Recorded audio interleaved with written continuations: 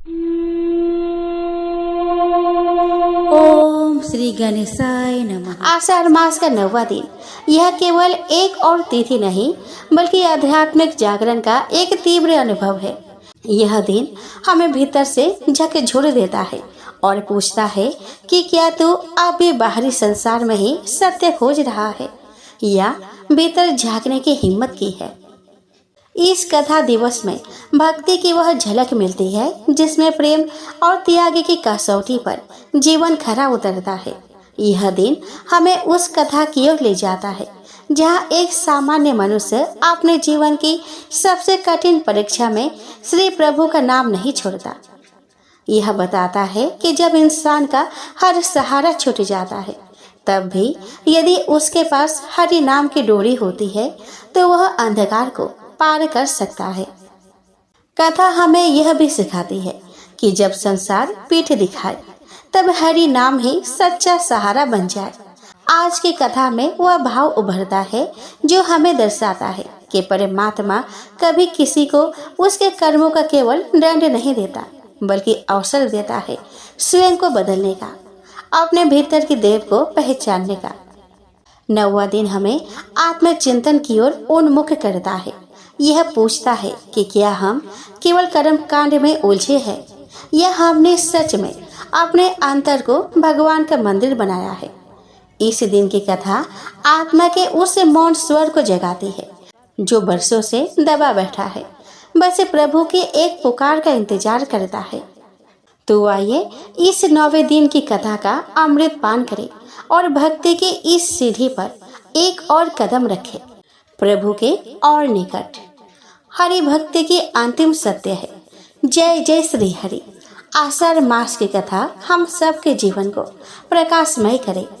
मुनिगण की प्रशंसा से प्रसन्न होकर श्री हरि ने उनसे कहा कि मुनिगण, यह दोनों जय विजय मेरे पार्षद है। इन्होंने मेरी कुछ भी परवाह न करके आपका बहुत बड़ा अपराध किया है। आप लोग भी मेरे अनुगत भक्त हैं, अतः इस प्रकार मेरे ही अवज्ञा करने के कारण आपने इन्हें जो दंड दिया है मैं उसका समर्थन करता हूँ। ब्राह्मण मेरे परम आराध्य है। मेरे अनुचरों द्वारा आपका जो तिरस्कार हुआ है उसे मैं अपना ही तिरस्कार मानता हूँ, इसीलिए मैं आपसे प्रसन्न होने की प्रार्थना करता हूँ। सेवकों द्वारा किए गए अपराध के लिए स्वामी ही दोषी माना जाता है। उनके कारण स्वामी को ही अपयश प्राप्त होता है। मुझे जो भी कीर्ति प्राप्त हुई है वह आप लोगों के कारण ही प्राप्त हुई है। इसीलिए जो कोई आपके विरुद्ध आचरण करेगा वह चाहे मेरी भुजा ही क्यों ना हो, मैं उसे काट डालूंगा। हे मुनिवर, जो व्यक्ति अपने संपूर्ण कर्म फल मुझे अर्पित कर सदैव संतुष्ट रहते हैं वे निष्काम ब्राह्मण जब तृप्त होते हैं तो मैं भी उसी प्रकार से तृप्त हो जाता हूँ। जैसे कोई याज्ञिक यज्ञ के अग्नि में घृत की आहुतियाँ देकर संतुष्ट होता है। योग्य माया का अखंड और असीम ऐश्वर्य मेरे ही अधीन है। मेरे चरणों से निकली गंगा ब्रह्मा जी के कमंडल में होती हुई स्वर्ग से शिव के मस्तक पर गिरती है और मेरी वहां से धरती पर बहकर मृत्यु लोक के पापों का हरण करके उन्हें पवित्र करती है। ऐसा परम पवित्र मैं परमेश्वर होकर भी ब्राह्मणों की चरण रज को अपने शीश पर धारण करता हूँ। फिर मैं आपका अपमान कैसे सहन कर सकता हूँ। ब्राह्मण दूध देने वाले गोय है और अनाथ प्राणी मेरे ही शरीर है। जो इन्हें मुझसे अलग मानकर इनका अपमान करते हैं उन्हें नरकगामी होना पड़ता है और उनके शरीरों को सर्प व गिद्ध क्रोधित होकर नोचते हैं। हे मुनिवर, मैं तो आपसे बस इतनी प्रार्थना करता हूँ कि दया करके इनका निर्वासन काल शीघ्र समाप्त हो जाने की कृपा आप इन पर करें और ये अपने अधम गति को भोग कर शीघ्र मेरे पास लौट आए। प्रभु श्री हरि की मधुर वाणी से मुनिवरों का क्रोध से भरा मन शांत हो गया। वे श्री हरि से बोले कि हे प्रभु, हम आपके आशय को ठीक प्रकार से समझ नहीं पा रहे हैं कि आप हमसे क्या चाहते हैं। आप ब्राह्मणों के परम हितकारी हैं, परंतु ब्राह्मण, देवगण और स्वयं ब्रह्मा जी भी आपकी यातना। आप ब्राह्मणों के परम हितकारी हैं, परंतु ब्राह्मण, देवगण और स्वयं ब्रह्मा जी भी आपकी आत्मा है और आप ही उनके आराध्य है।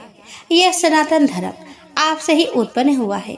आप ही विभिन्न अवतारों के द्वारा इस धर्म की रक्षा करते हैं। आप ही परम निर्विकार धर्म के मर्म है। आपकी कृपा से ही योगी जन सहज रूप से इस भव सागर के पार उतर पाते हैं। फिर भला हम आप पर क्या कृपया कर सकते हैं। आप तो अपने भक्तों से विशेष प्रेम करते हैं। यहाँ तक कि लक्ष्मी जी के प्रति भी आपका कोई विशेष आकर्षण नहीं है। आप स्वयं ही समस्त स्थितियों के आश्रय है। फिर ब्राह्मणों के चरण धूलि आपको कैसे पवित्र कर सकती है। प्रभु, आप साक्षात धर्म हैं। आप सत्य स्वरूप में सभी योगों में विद्यमान रहते हैं। आप ब्राह्मणों और देवताओं के लिए तप, शौच और दया से इस चराचर जगत की रक्षा करते हैं। अब आप ही अपने शुद्ध, सत्वमयी और वरदायिनी मूर्ति से हमारे भीतर पनपने वाले धर्म विरोधी रजोगुण और तमोगुणों को दूर कीजिए। हे देव, यह ब्राह्मण कुल आपके द्वारा ही रक्षित है। आप त्रिलोकी नाथ और इस जगत के पालनहार है। इसीलिए आप ब्राह्मणों के प्रति इतने नम्र रहते हैं। हे सर्वेश्वर, इन द्वारपालों को आप जैसा उचित समझे वैसा दंड दे अथवा इन्हें पुरस्कार दे। हम निष्कपट भाव से आपसे सहमत हैं। हमने आपके इन अनुचरों को श्राप दिया था। इसके लिए आप चाहे तो हमें दंड दे, वह हमें स्वीकार होगा। श्री भगवान ने कहा कि मुनिगण, आपने इन्हें जो श्राप दिया है वह मेरी प्रेरणा से ही दिया है। अब शीघ्र ही यह दोनों दैत्य योनि को प्राप्त होंगे और वहां अपने क्रोध और अहंकार के कारण नष्ट होकर फिर से मेरे पास चले आएंगे। ब्रह्मा जी ने कहा कि उसके बाद उन मुनियों ने नयन अभिराम विष्णु और उनके स्वयं प्रकाश वैकुंठ धाम के दर्शन किए और प्रसन्न होकर वहां से लौट आए। उसके बाद भगवान ने अपने दोनों अनुचरों जय विजय से वैकुंठ लोक छोड़ देने के लिए कहा। जय विजय ब्रह्म श्राप के कारण पहले से ही श्रीहीन हो रहे थे। उनका सारा गर्व नष्ट हो गया था। वे तत्काल वैकुंठ लोक से नीचे गिरने लगे। श्री मैत्रेय जी ने कहा कि राजन, दीति के गर्भ में स्थित महर्षि कश्यप जी का जो तेज विद्वान था, उसमें भगवान के इन दोनों पार्षदों जय और विजय ने प्रवेश किया है। उन दोनों असुरों के तेज से ही देवताओं का तेज धूमिल हो रहा है। संभवतः ईश्वर की ऐसी ही इच्छा है, जो आदि पुरुष संसार की उत्पत्ति, स्थिति और लय के कारण है। उनके योग माया को बड़े से बड़े योगी जन भी उनकी कृपा के बिना नहीं जान पाते। वे तीनों गुणों के नियता श्री हरि अवश्य तुम्हारा भी कल्याण करेंगे। श्री मैत्रेय जी ने कहा कि विदुर जी, ब्रह्मा जी से जगत में फैले अंधकार का कारण जानकर देवता लोग संतुष्ट होकर स्वर्ग लोक लौट गए। इधर दीति ने 100 वर्ष के उपरांत 2 जुड़वा पुत्रों को जन्म दिया। उनके जन्म लेते ही तीनों लोकों में अनेक उत्पात होने लगे, जिनसे लोग अत्यंत भयभीत हो गए। इस भयानक उत्पातों से धरती कांपने लगी, ज्वालामुखी फटने लगे, आकाश में उल्काएं टूट टूट कर गिरने लगी, समुद्र की लहरें बिफर कर आकाश को छूने लगी और चारों ओर भयानक बवंडर उठने लगे। गीदड़ और उल्लुओं के स्वरों ने वातावरण को और भी ज्यादा भयानक बना दिया। यह सब देखकर सनक आदि मुनियों के सिवाय अन्य जीव भयभीत हो उठे और सोचने लगे कि अवश्य प्रलय आने वाली है। उधर वे दोनों आदि दैत्य जन्म के बाद से ही भयानक आकार लेकर बढ़ने लगे। उनका विशाल शरीर हाथियों और पर्वतीय चट्टानों के समान दिखाई देता था। वे अत्यंत पराक्रमी थे। जब वे पृथ्वी पर अपने कदम रखकर चलते तो ऐसा प्रतीत होता मानो भूकंप आ गया हो। उनके काले शरीर से लटकते आभूषणों और वस्त्रों से सूर्य की किरणों के सदृश आभा फूटती प्रतीत होती थी। प्रजापति कश्यप जी ने उनका नामकरण करते हुए पहले जन्म लेने वाले बालक का नाम हिरण्यकश्यप रखा और उसके बाद जन्म लेने वाले का नाम हिरण्याक्ष रखा। हिरण्यकश्यप ब्रह्मा जी का बड़ा भक्त था। उसकी तपस्या से प्रसन्न होकर ब्रह्मा जी ने उन्हें मृत्यु भय से मुक्त कर दिया था। इससे वह उद्दंड हो गया था। उसने अपने शक्ति के बल पर तीनों लोकों को अपने नियंत्रण में ले लिया था और स्वयं को भगवान मानने लगा था। वह अपने छोटे भाई हिरण्याक्ष को बहुत चाहता था। एक दिन हिरण्याक्ष युद्ध का अवसर ढूंढता हुआ हाथ में गदा लेकर स्वर्ग जा पहुंचा। उसे देखकर देवता लोग भयभीत होकर इधर उधर छिप गए। जब उसने देखा कि उसे भयभीत होकर देवराज इंद्र भी कहीं छिप गया है, तो वह भयंकर गर्जना करने लगा। फिर वह वहां से निकलकर जल में स्नान करने की इच्छा से समुद्र में प्रवेश किया। समुद्र में घुसकर वह हाथी के समान लहरों को मथने लगा। वह कई वर्षों तक समुद्र की लहरों के साथ जूझता रहा। इस प्रकार घूमते घूमते वह वरुण देव की राजधानी विभावरी पुरी में जा पहुंचा, जहां पाताल लोक के स्वामी वरुण देव की हंसी उड़ाते हुए उसने उन्हें युद्ध के लिए ललकारा। उस मदोन्नत राक्षस के द्वारा इस प्रकार हंसी उड़ाने से वरुण देव क्रोध में भर गए, परंतु किसी प्रकार उन्होंने अपने क्रोध पर काबू किया और उससे कहा कि हिरण्याक्ष, युद्ध का कोई चाव अब मुझे नहीं रह गया है। मैं वृद्ध भी हो चला हूँ। तुम्हारी शक्ति का सामना तो भगवान पुराण पुरुष श्री विष्णु ही कर सकते हैं। इसीलिए दैत्यराज, तुम उन्हीं के पास जाओ, वे ही तुम्हारी कामना पूरी करेंगे, क्योंकि वे तुम जैसे वीरों को मारने के लिए अनेक रूप धारण करने में चतुर है। वाह, फिर तो बड़ा मजा आएगा। हिरण्याक्ष जोर से हंसा। उनसे युद्ध करने में बराबरी की टक्कर होगी। मैं चलता हूँ, कहकर वह तीव्र गति से रसातल की ओर श्री हरि से युद्ध करने की लालसा से चल पड़ा। श्री मैत्रेय जी ने कहा कि विदुर जी, जब हिरण्याक्ष रसातल में जा पहुंचा तो उसने शुक्र अवतार के रूप में श्री हरि को अपने दांतों पर पृथ्वी को रखे ऊपर की ओर जाते देखा, तो उसने उन्हें ललकारा और गदा का प्रहार उनके पैरों पर किया। वह चिल्लाया, मूढ़, लगता है तू कोई मानवी है। इसे धरती को छोड़ दे, वरना तू मेरे हाथों से मारा जाएगा। आज तुझे समाप्त करके मैं अपने बंधु को प्रसन्न करूंगा।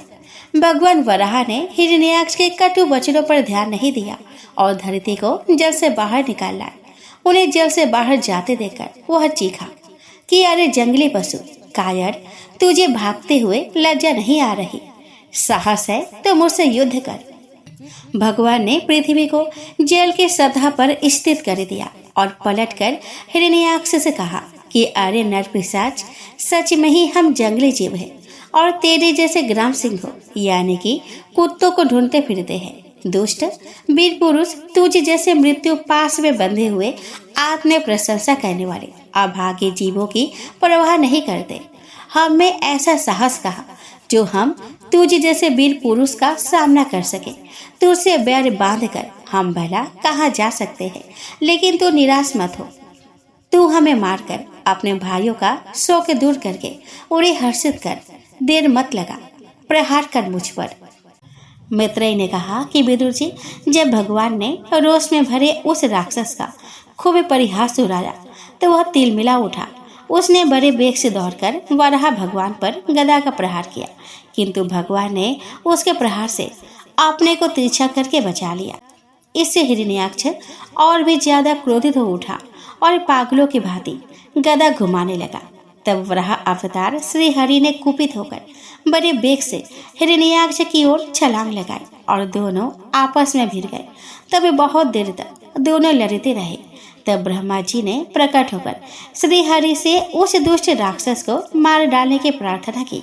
मैत्रेय जी ने कहा कि विदुर जी, ब्रह्मा जी के वचन सुनकर भगवान श्री हरि मन ही मन मुस्कुराए और पलटकर हिरण्याक्ष के मुंह पर अपने दांतों से प्रहार किया तथा उसका चेहरा लहूलुहान कर दिया।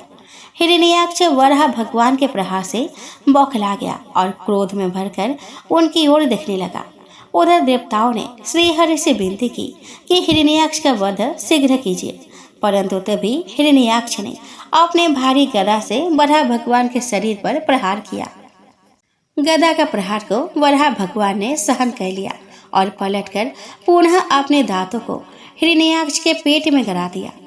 रक्त की धारा बह निकली और समुद्र का जल लाल होने लगा। दोनों के मध्य घमासान युद्ध चलता रहा। वराह भगवान हिरण्याक्ष के प्रहारों को विफल करते रहे। एक बार उसने गदा छोड़कर त्रिशूल फेंककर वराह भगवान पर प्रहार किया तो उन्होंने सुदर्शन चक्र का स्मरण करके चक्र द्वारा त्रिशूल के टुकड़े टुकड़े कर दिए।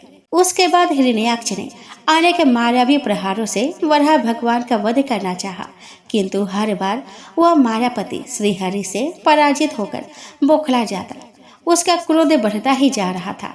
कभी वह समुद्र के लहरों में तूफान खड़ा कर देता, कभी ऊपर आकाश से पत्थर वर्षा करने लगता, कभी रुधिर, विष्ठा, मलमूत्र और हड्डियां बरसाने लगता, परंतु श्री हरि के सामने उसकी एक न चली। अंत में वराह रूपधारी श्री हरि ने उसके सारी माया को छिन्न भिन्न करके अपने पैरों के प्रहार से हिरण्याक्ष को जल के भीतर ही मार डाला। विदुर जी, इस प्रकार हिरण्याक्ष ने मरकर उसे पाप योनि से मुक्ति पाई और वह पुनः भगवान को प्रणाम कर बैकुंठ लोक को चला गया। देवताओं ने श्री हरि पर पुष्प वर्षा की और उनकी स्तुति में स्तोत्र गाने लगे। सूत जी ने कहा कि सौनक जी, मैत्रेय जी के मुख से भगवान श्री हरि की यह कथा सुनकर विदुर जी अति प्रसन्न हुए, क्योंकि श्री हरि का चरित्र ही ऐसा है कि जिसे सुनकर सभी को असीम आनंद की अनुभूति होती है।